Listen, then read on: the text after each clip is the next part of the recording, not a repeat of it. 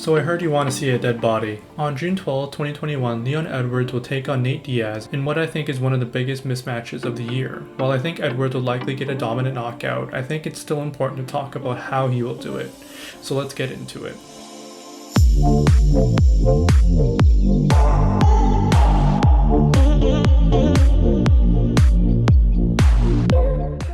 Let's talk about how Leon Edwards will respond to Diaz's pressure, but also his method of attack. Edwards himself tends to back himself up in fights, mainly because he prefers to counterstrike. When he fought Rafael dos Anjos, Edwards would give up some space and allow RDA to walk onto a body kick or a left hand. By keeping a much higher stance, it allows Edwards to be light on his feet and quickly shuffle his feet backwards when he feels like offense is coming.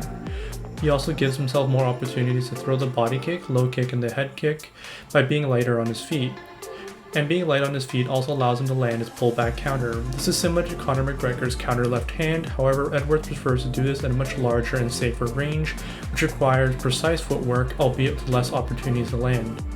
But I think this is where Diaz's game plan will play right into Edwards' hands. Against all of his opponents, Diaz's game plan and style remains the same. He comes forward in his turned-in boxing stance, pumping his jab in an effort to get his opponent against the fence.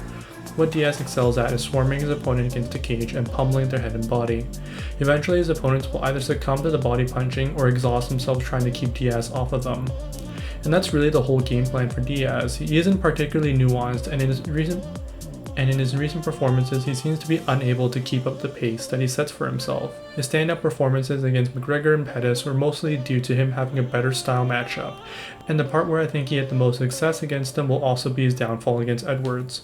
Against Pettis and McGregor, Diaz has shown an affinity for the single collar tie in the clinch to set up his attrition-based punching style. He'll follow this up with an underhook and a head pin to accomplish the same thing.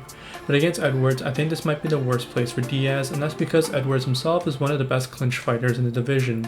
When Edwards was matched in the clinch with Cerrone and Dos Anjos, he immediately bicep-tied their punching arm and fought for the underhook. By then adding his head to frame off, he can make space to throw his cutting elbows.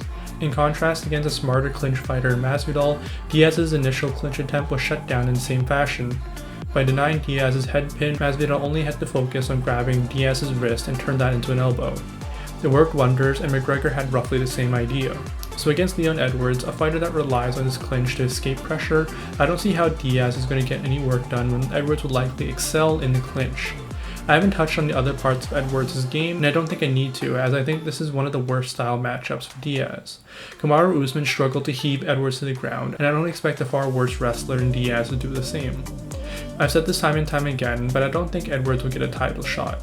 The UFC is almost hell-bent on keeping him on the bench, but maybe a decisive and brutal victory over Diaz might push him over the top. Either way, I'm excited to see what Edwards will do against a fighter he has so many options to succeed against. But until next time, thanks for watching.